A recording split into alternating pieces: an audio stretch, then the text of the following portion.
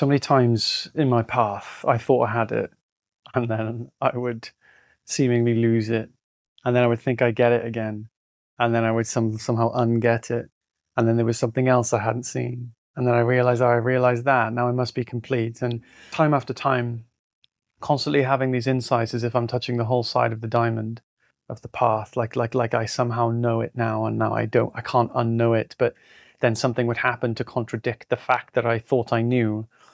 And I would revolve around these doors for years.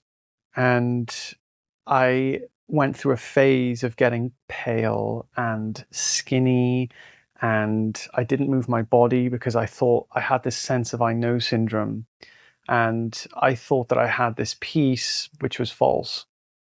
And I thought I had this stillness, which was false. And I was actually just numb. I was numb, and I couldn't feel anything. It was actually quite depressing when I look back. When I thought to myself at the time, is this no, of course not. This is peace, right? This isn't depression. I went through a non-dual zombie mode where my understanding wasn't matured. It's like I had an intellectual understanding and an experiential understanding from a past experience, which made me believe my current experience was freedom. It's an illusory separate self experience. It's where you keep yourself stuck. I sat in a chair for a year, and I quite literally mean that. I'd just come back from India after trying to find a guru. I found the guru after a year, spent all my inheritance money. The guru then told me just to go home. He wouldn't let me stay in the ashram. This was right after I tried to renounce to a Zen dojo in Fukui, which is in the far reaches of Japan over on the left side. I'd hitchhiked there, and he also told me to go home. So they ended up calling the police on me. I slept on the street. And so, when I heard this from this guy in India, this guru, I was distraught. I felt lost. I felt confused. I felt like, what is my path then? So anyway, I'm at home, and I'm there just sitting on a chair, thinking I can meditate my way in my dad's conservatory, um, listening and reading every book that I could find. This is at the time where I met my teacher, and I was attending his webinars as well. And there was a phase where I just didn't. I tried to face the sense of lack head on by not doing anything for 6 months. So just sitting in the chair and just closing my eyes and just sitting there for as long as I could for 6 months. And it didn't work. It didn't work. I thought that I knew my true nature at this stage. I thought I knew that I was infinite because I'd had experiences. At this stage, I had had a minimum at that stage 10 Satori experiences where I fully comprehended the nature of reality. And I was trying to find a teacher who had that same experience so they could help me understand, well, what do you do after that? What do you do after you already know that you're infinite? What do you do after all the teachings that try to teach you this understanding? What happens when you get that? Because it didn't seem like it was freedom. So I couldn't reconcile why is all these teachers spending so much time trying to get me to see this when I see this and nothing's changed? So what's the difference? Like what are they really trying to teach? The key thing is that I thought I knew, but clearly I didn't really know. I didn't really have certainty. Like I thought I knew my true nature, but no, I wasn't certain. When I looked at myself directly, I still believed to be a separate self. In this moment right now, I still believed to be a separate self. I still looked at myself and felt limited. I still didn't believe I was really, it's like I knew it in my heart, but I wasn't sure if I was insane at the same time. There was 1% of me, which may as well have been 100% of me, relative to the level of suffering I was experiencing, that didn't believe what I had experienced because it wasn't being experienced now. And that's a very, very valid thing to see. It was like maybe I was infinite, but maybe now I'm finite again. Maybe somehow I was the nature, the God and the source of reality. Maybe somehow now I'm not. Maybe that was an illusory experience too, It dawned on me that if right now I feel limited, it doesn't matter what past enlightening experiences I've had. They mean absolutely nothing. This is the key message of this video. If there's anything to take away, it's that it doesn't matter what experiences we have. If we base and validate our truth on an experience, that experience will always come to an end. And if an experience can come to an end, we will never be fully satisfied with our truth. We will never be fully clear about what we are, because whatever it is that would give us that experience was not the thing. This sparked interest in me. It was fascinating. It was like, wow, I actually have no idea.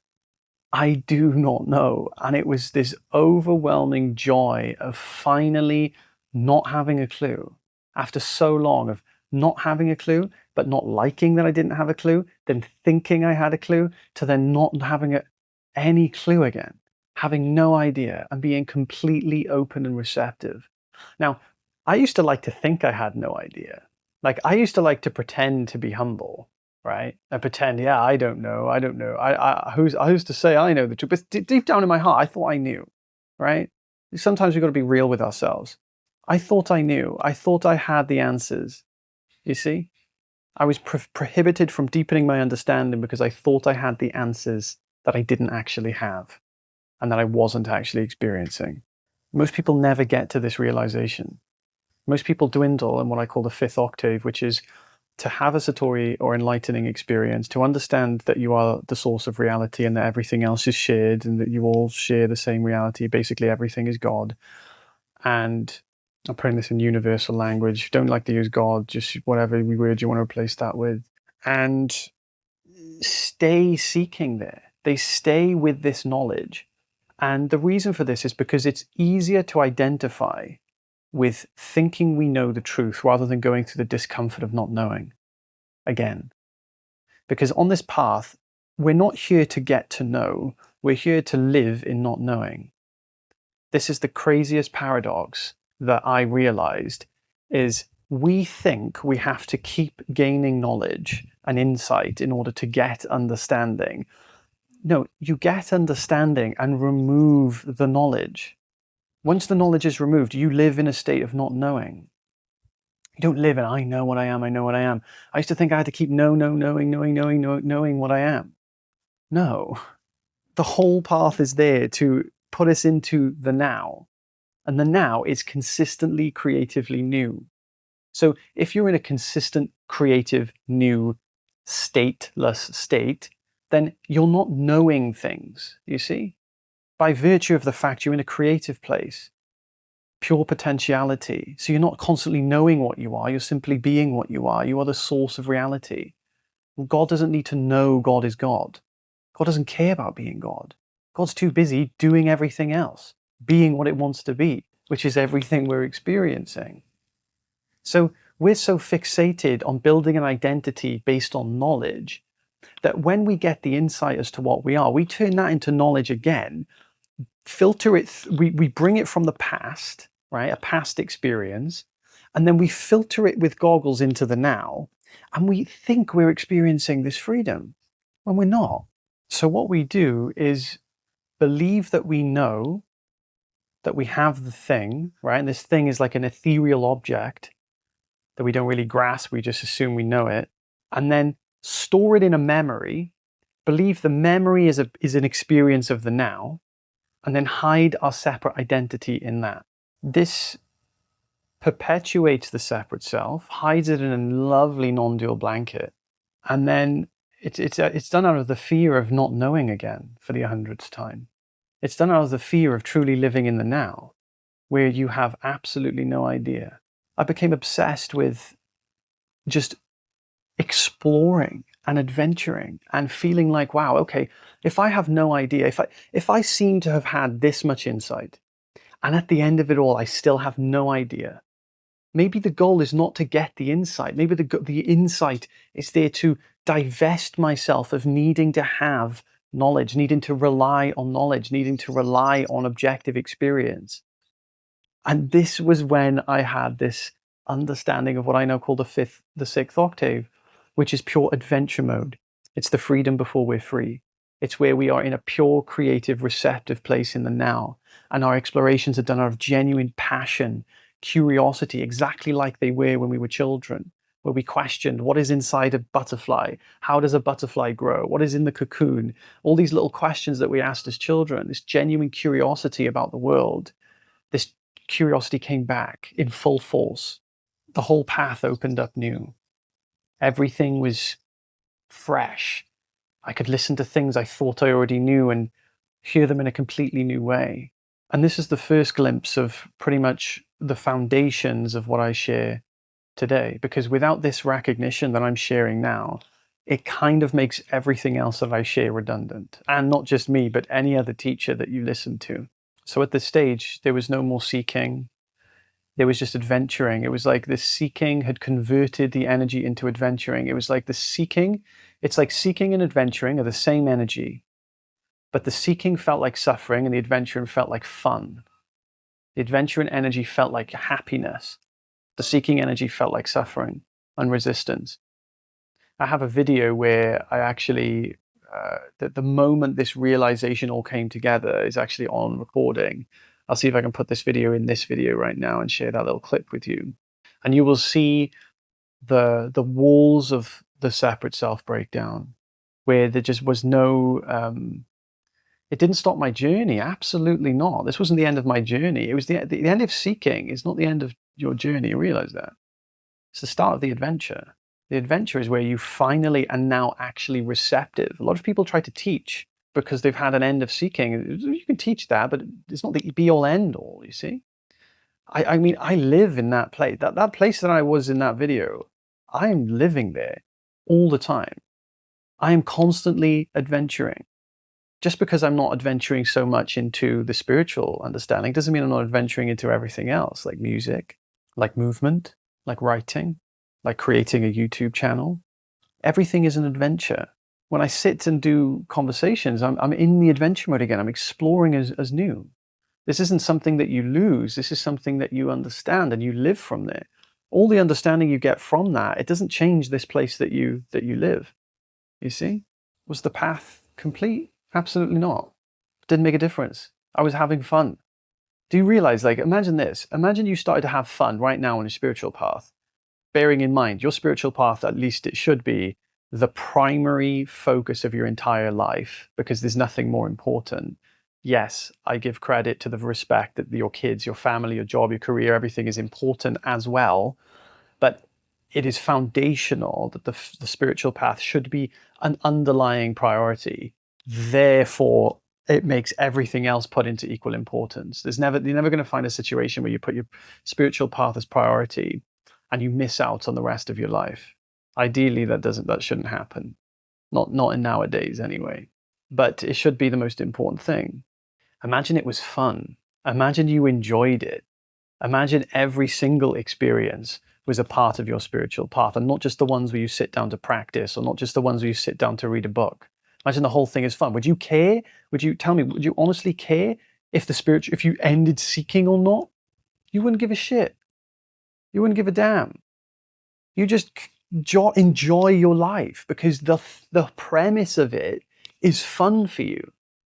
It would just be like, do you understand the sentiment of why I say it's the freedom before you're free? Because it's like passing through the black hole. It's like when you're on the event horizon, you're technically in the black hole when you're technically not in the black hole. It depends which dimension you're talking on. It's the same. At this stage, my intellect had the capacity to refine itself. The heart and the head had cooperated. And my mind could be used in a productive and an effective way. The mind is the first intelligence of God. You realize that it's the primary tool of God. God's first instrument was thought. At this stage, I could actually think properly without my mind holding me back. My mind was used as a vehicle of exploration and not something that just tried to constantly run away from my experience all the time, to try to change it. It was there as a tool to explore it. So any teacher that you sit with, this is my point of view, take it or leave it. If the teacher that you sit with doesn't have the primary focus of helping you find your own autonomy to think and to understand yourself with your own mind, right? Without the need of their teachings and what they're sharing, unless that is the foundation, I would be very skeptical about a teacher like that. You see? I'd be very skeptical about a teacher who doesn't help you find your own autonomy, because that's what I was helped to find. And when I realized that, I realized there's no greater role for anyone who helps us on this path or guides us. It is not to try and share a teaching. Think of it like this. It's not to try and share a teaching that is the be all end all teaching that you then receive. And once you've received it, you've got the be all end all teaching. And then you go and share that be all end all teaching to everybody else. Then they have nothing else to do, no other work to be done. They're completed. And then they go and share that with someone else. That sounds like a pyramid scheme. You see what I mean? That's like the non-dual pyramid scheme. I'll share you a teaching that stops your seeking, and once your seeking has ended, you don't have to seek anymore. You've got nothing else to do. Go carry on with your life. Share that with others. It's like, that's not how it goes. I can guarantee you that. There's still forever learning to do, and it won't make a difference to you anyway, because if you're free, all that will matter to you is that you enjoy your time and have fun. And if there's things that need to be looked at, you will have radical uh, attention to focus on that, because things don't get uprooted in an instant from a spiritual realization. You must have surely seen that by now. That every teacher that you know about still has stuff to work on. And I've seen it. So with time, this understanding, once you've integrated it into yourself and you've explored with yourself and you've used a guide as a reference point, but not as a source of knowledge, it'll become very, very clear to you that you don't need to rely on knowledge or memory. And it's almost as if the knowledge dissolves into a point where you live in the understanding, where you live in not knowing, and you don't need to keep on trying to reaffirm what you are to yourself. You don't need to keep taking the same explorations. It becomes vividly clear. It doesn't make you perfect. There's still conditions and traumas from the past that'll come up in the future. But ideally, if your heart is in the right place, you will see those things arise. And if you mistake them and you miss them, you will correct them willingly, and you will be taking full responsibility. So the goal is not necessarily to know what you are, it's to be so clear on it that you don't need knowledge to keep reaffirming it. This is why I call it not knowing. It's where your knowledge is not based on knowledge, it's based on direct experience. I have a free community, the link's in the description. If you'd like to join, I'd love to see you there. I do free calls every week where we can have these discussions and I can help guide you through this process. Have an amazing day, everyone. Take care.